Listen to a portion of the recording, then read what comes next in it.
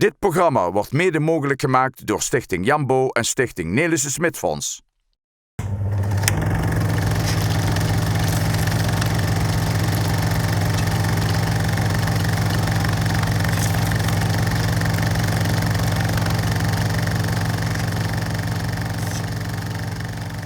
In de uitzendingen van september en oktober besteden we in Venray van Toen aandacht aan Oerlo. Eind jaren 60 is Oerlo een klein agrarisch dorp met enkele kleine winkels en bedrijfjes. Ook heeft Oerlo enkele markante plekjes en een boeiend verenigingsleven. We beginnen deze uitzending op de Molenhoek. Kijkt u mee. U herkent vast familie of enkele bekenden. Oerlo 1968. Komend vanaf Kastenraai valt direct de meel- en graanhandel op van de gebroeders Jan en Frans Michels.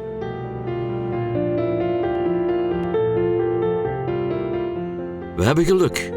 Er wordt net een vrachtje graan door chauffeur Pietje Heldens aangevoerd en gelost.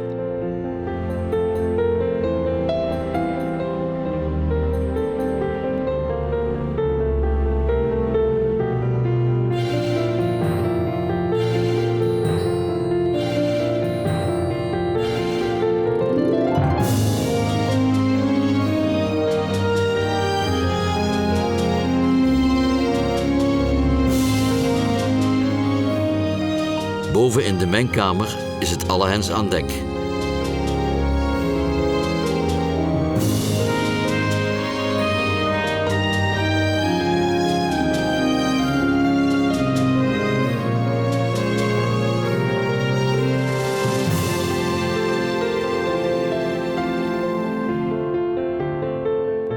Gerrit Schober en Hai Flipsen zijn druk in de weer om de producten af te wegen en verzend klaar te maken in grote jute zakken. Het is zwaar werk. Zakken van 50 kilo, daar maalt men niet om.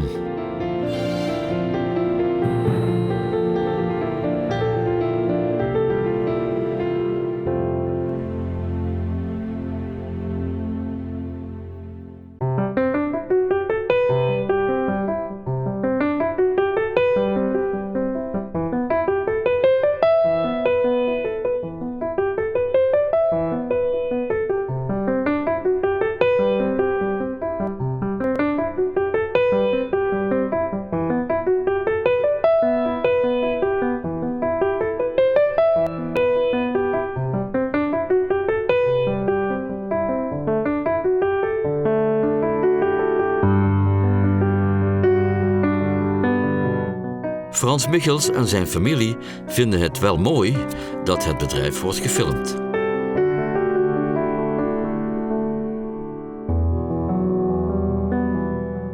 Aan de Molenhoek staat ook het huis van de familie Goemans. Daar woont ook Mia Roesel Wijnhoven met haar gezin.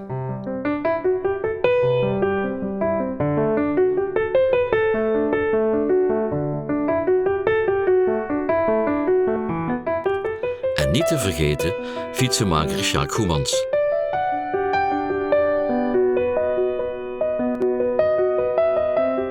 De Kasteraasseweg, met rechts het huis van de familie Linskes en links de familie Ophey. Het witte gebouwtje is de clandestine proeverij van Wikkesdien. Geen wonder dus dat ze vlucht.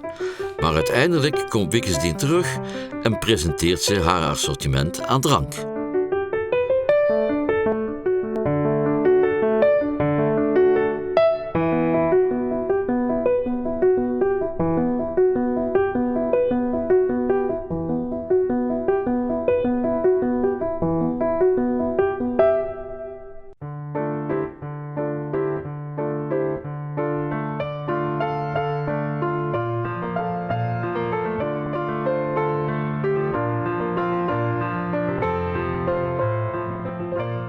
Na het passeren van de Hertenwei aan de Kasteraasseweg komen we terecht bij de timmerwerkplaats van Thijsje Jan, waar Gers Winkels werkt. Bij de smederij van de gebroeders Goemans worden de nodige reparaties uitgevoerd.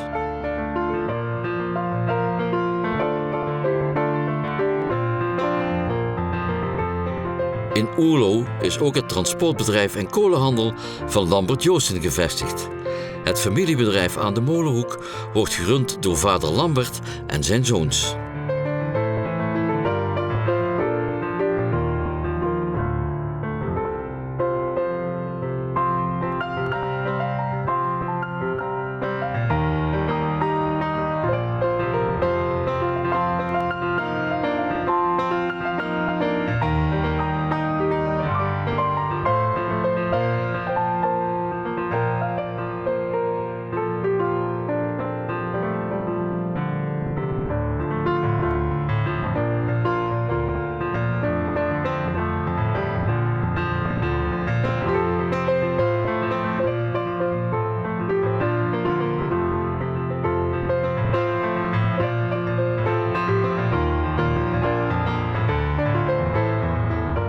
Aan de Molenhoek woont eveneens de familie Heldens, samen met vader Helm en zijn vrouw.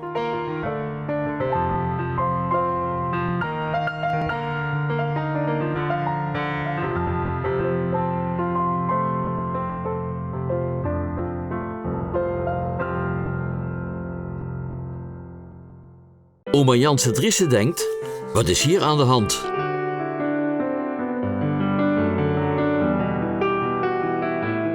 De familie Bernhard Jansen heeft geen cameravrees. Zelfs oma niet.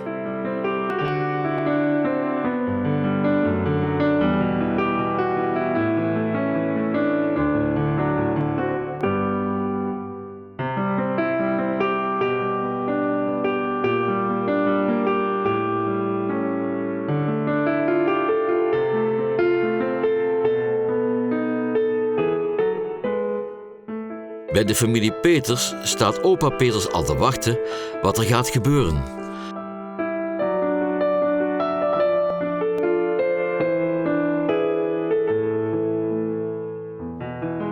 Zoon Ger laat zien dat zijn zoon al aardig met de tractor overweg kan.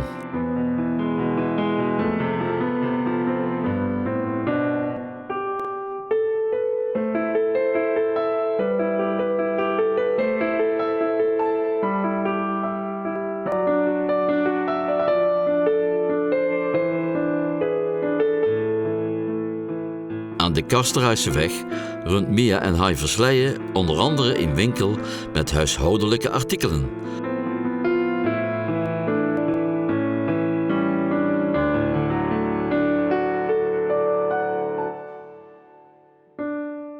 Mia Versleijen probeert Jan van Ree nog vlug een mooie dame te verkopen.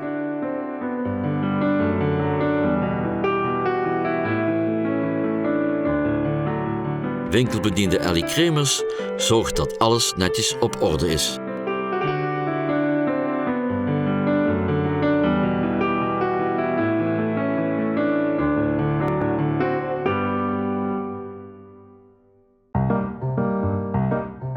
Naast de winkel heeft Hai Versleijen nog een kleine constructiewerkplaats waar Leo Klaassen werkzaam is. Uiteindelijk koopt Jan van Ree niet de mooie dame, maar alleen een fles butagas.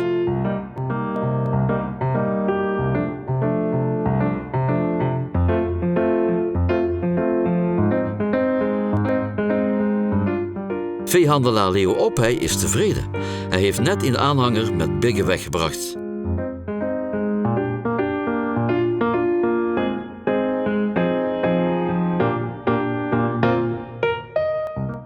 Vrouw Linskes nodigt de cameraman uit voor een kopje koffie. Maar eerst moet de schort uit.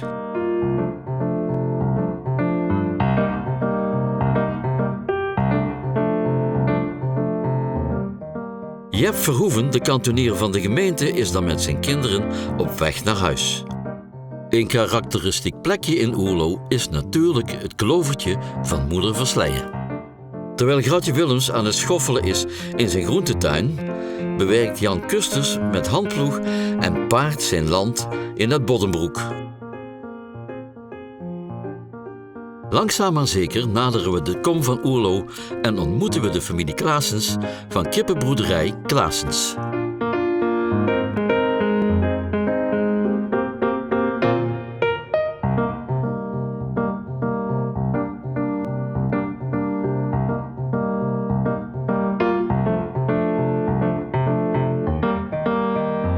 Een stukje verderop bij het Sint-Anne-kapelletje is Martin Voermans zijn vrouw aan het poetsen.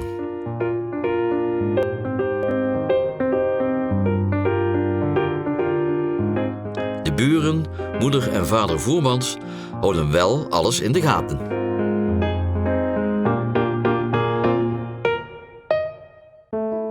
Net voorbij het bord Oerlo ligt aan de rechterkant de feestzaal van Harry Rongen. Een stukje verderop is vrouw Nooyen druk aan het poetsen. Vrouw Klaassen is al klaar met haar werk. Ze heeft haar krulspelden al ingedraaid. Het hulppostkantoor bij de familie Van den Berg. Dochter Nelly wil niet in beeld, of toch? De hoofdstraat in Oerlo met op de achtergrond de kerk. Hier staat ook de school voor jongens en meisjes.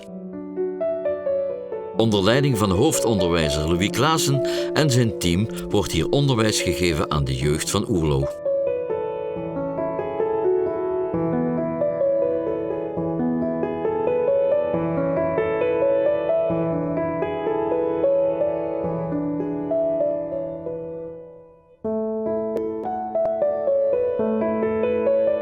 Tijdens het speelkwartier kan de jeugd zich heerlijk uitleven, en zeker als er gefilmd wordt. De jongens zijn zelfs bereid om touwtje te springen.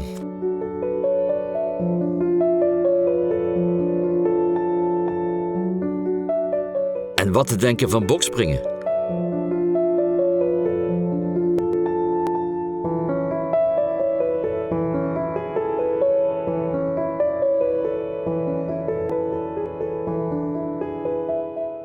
De meisjes zijn wat rustiger en bescheiden.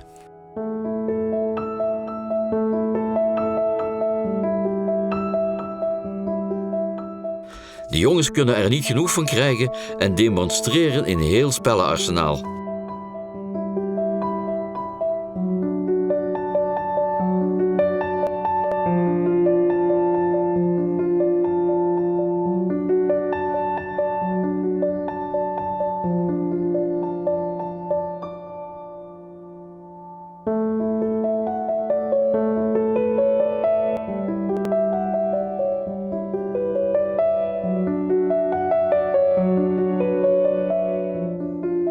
De leerkrachten Jan Strijbos, Antoinette de Mulder, Anne van de Kerkhof, Rieke van Betten, Frans Verstralen en Louis Klaassens genieten van de uitbundige leerlingen. De gymzaal van het schoolgebouw wordt eveneens gebruikt door de damesgymclub van Oerlo. De club bestaat hoofdzakelijk uit getrouwde dames, die onder leiding van een gymleraar hun conditie op peil houden.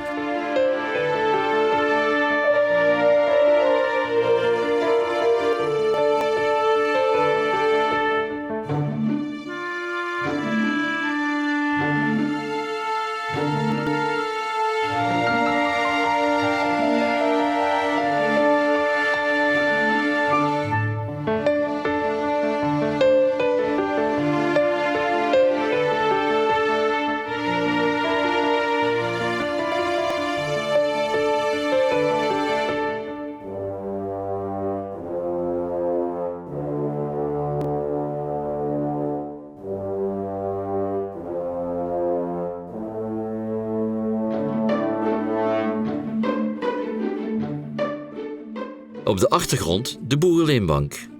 Elk kerkdorp had er destijds wel één. Op weg naar huis passeert het echtpaar Voermans kantonier Jep Verhoeven die het groen van het dorp onderhoudt.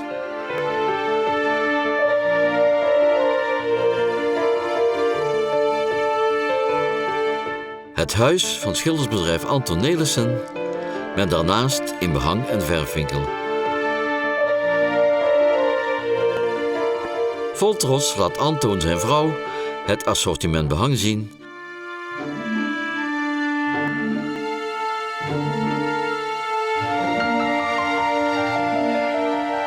en Anton de verfproducten.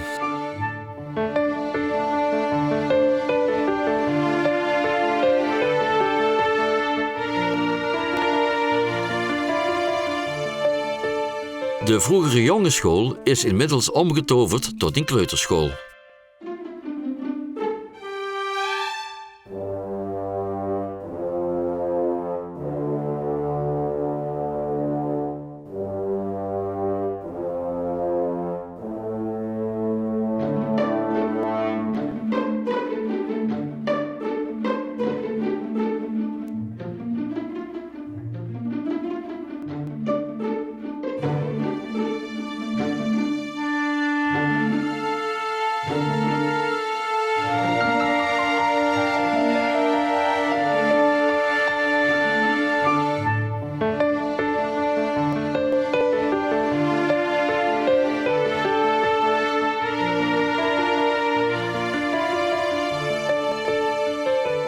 Ondanks het grote aantal kleuters heeft kleuterjuf Marga Paulussen nog veel plezier aan haar werk.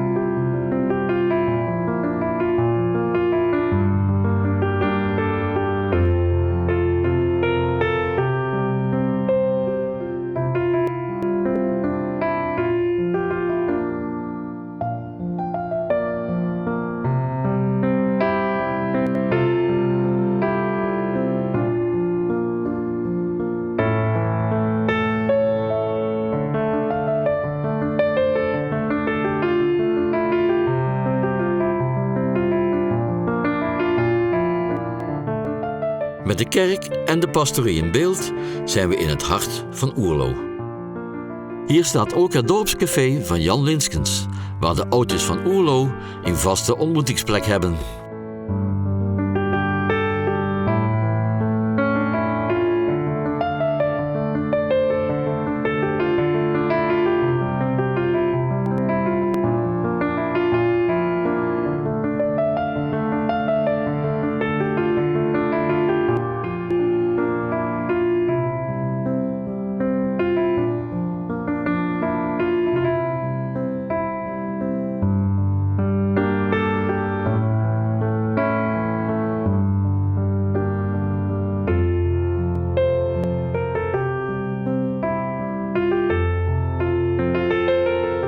Elke week komt men hier inmiddag samen om gezellig een kaartje te leggen, te buurten of hun geliefde spelletjes te spelen.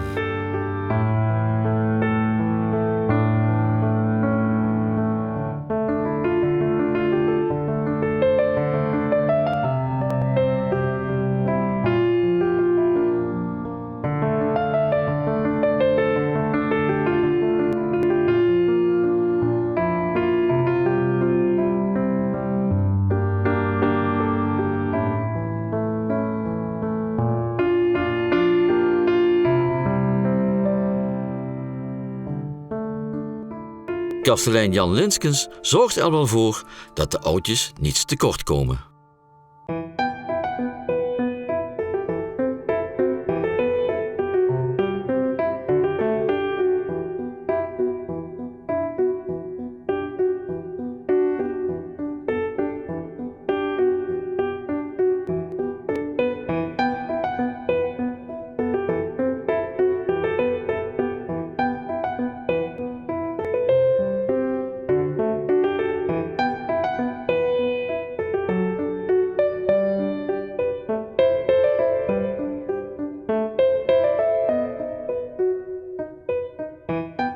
Ook handboogschutterij Willem Tell heeft bij Café Linskens niet alleen haar clubhuis, maar kan tevens gebruik maken van een verwarmde binnendoel.